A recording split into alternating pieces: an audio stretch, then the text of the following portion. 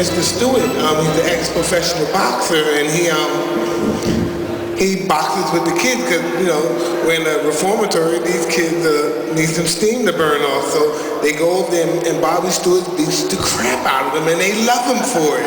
So I'm saying, whoa. So I said, I'm going to go over there and show Bobby Stewart what's going on. You know, because he's a really small guy, right? So I'm going to show him what's going on. I had no idea. I thought it was a tough street kid, but I had no idea what fighting was on. I had no idea what fighting was about, you know? I had no idea. So I go over there. I behave myself, I do well in school, I get an honor roll, so that gives me the privilege to go over there and box with Mr. Stewart. So I'm getting ready to box with him. I don't know what I'm doing. He said, can you try to put the shield guard in your mouth? Okay, I didn't know.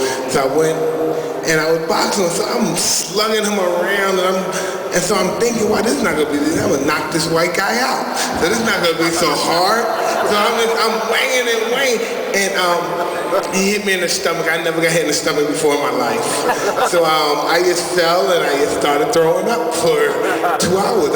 Everything I ate for 2 days or so, it just came up. I never felt that way. I was so dehydrated after it hit me in the stomach. Everything I ever had, all the fluids, everything just came up. And I said, sir, can you teach me how to do that? I became real humble. I said, sir, can you please teach me how to do that? Because I'm thinking I'm gonna go back home and hit somebody in the stomach. They're gonna do that and I'm gonna rob them. I'll go in their pocket and rob them. So that's what I'm thinking in my mind. I'm gonna learn how to do this. I'm not thinking about being a fighter. I said, well, I'm gonna hit somebody in the stomach. They're gonna do what I did, because I know they're not gonna get up. Once they felt like I felt, they're not gonna get up. You were whacking them over in round ones, round twos, just sweeping these guys out of the way. You must have then really realised, my God, this is easier than I thought. Yeah, it really was, but I can't take the credit. I give it all to Customata because I was just a little boy, 12 years old, and and he has a master training him, and it's great, but those guys didn't have a chance. You know, it really wasn't fair. Al Frank. Huh? Al Frank didn't have a chance. Yeah, you know, I really felt successful about fighting Frank because I used to fight Frank when I was 14 and 15 at the Hampton when he was European champion in Commerce. As a boy, I used to fight, box with him in the gym, and I felt comfortable that I could handle him in the professionals when I got older. He sends his love, by the way. And please, ditto the same in return. We'll get him on the phone later on. You can that'd be awesome. Let's talk about some of your opponents. I mean, obviously, you get to the point where you get a crack at the world title. I mean, that is like probably the biggest hurdle to actually get to the first one.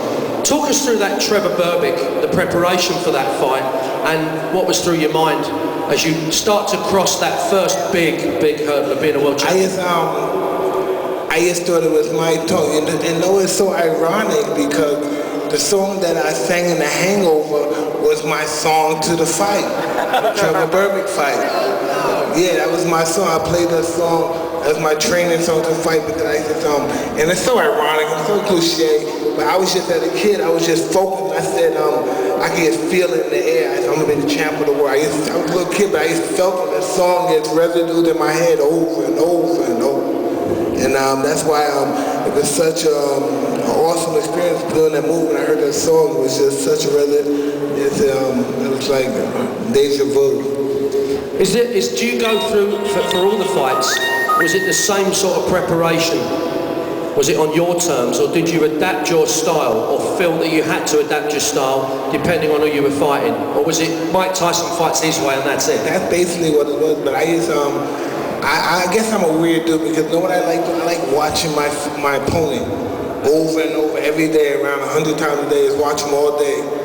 My friend and other fighters that I know, they hate watching their opponents. Really? Yeah, and I just drive and watch my opponent because I guess I'm a cynic by nature, and just watching them, I look at all his mistakes and I just like, wow, he's just such a fool. He's gonna get in a lot of trouble. I don't know. That's just that attitude you have when you're a fighter. It was just, I don't know. You have to think you're the best in the world. It sounds so obnoxious and so... no, I mean, it's true. You have to believe that you're the best. I don't know. I would never say the things now that I said when I was a fighter. It was just, I don't know. It's just... Is there anyone that you didn't fight that you would like to have fought? Excuse me? Is there anyone out there that you would have liked to have fought, but you never got the opportunity to fight them? Is there anyone that missed you? I don't know. Maybe Michael Moorer. Yeah, that would have been a good fight. Any of the fights that you had that you perhaps thought didn't go the way you would have hoped that they would have gone, or that you thought they would have gone? I don't know. All my losses I wish would have went my way, but of course. Other than the losses. Even some of your victories you wish you would have won in more spectacular fashion. You know, like Davey Boy Green knows, fighters are their worst critics, man. And I learned that from Cuss. You know, Cuss was a perfectionist. Not saying I'll knock a guy out in 30 seconds, and Cuss said if that guy was a little bit more relaxed and calm, he would have countered you and hit you. And I said, yes, I'll be more relaxed. And in my back of my mind, I'm saying, 30 seconds. It was only 30 seconds. But, you know, you can't say that to your coach. You can't say nothing. Yes, sir, I'm sorry, I'll do better next time. You know, I'm like, okay. You know, he never gave me a compliment. You know, I used to hear him talk on the phone and tell me, wow, I got a young kid, he's gonna be champ of the world. And then he'd come to me and he said, you're gonna be, what, you think you're special, don't you? You think you're somebody, huh? You knocked a few bums out, huh? You think you're somebody. You're not gonna listen to me now? I didn't say anything. No, I just said this. And, he was just, he was on my back. Like, I had an interview. I've been saying this for more, especially for fighters to understand trainers. I did an interview and he was, after the fight, and he was standing in the corner of the dressing room, like, watching me do an interview. And I had said baby to the lady, the interview. I said something like baby, but I said that. And when I got home, he said, oh, you're a lover boy now? He said, baby? What are you? What are you? You one of them street walkers? What are you, a pimp? What are you? Baby. You don't talk to people like me. Yes, ma'am, or no, sir. Yes, no, this, that. You don't talk to people like baby. What are you? Who are you? You're Rudy Valentino, baby. That's what it is, you know? So when he passed away, when he passed away, which was terrifying, it was a whole bunch of freedom. It was just so much freedom, you know, because once he died, I didn't respect anybody else. You know, I'm gonna respect Jimmy Jacobs. I didn't respect anybody else. Now, he was like a father, wasn't he, really? Yeah, he was Cuss. You know, I respect him. He's only 78 years old and probably 5'6", but I was so afraid of him. I don't know, I was so afraid of him. Yeah, but you can command respect if you've got the knowledge and the way you speak to people respectfully. But that man, there was such a, it was there between you two, that bond, wasn't it, between the two of you, you know?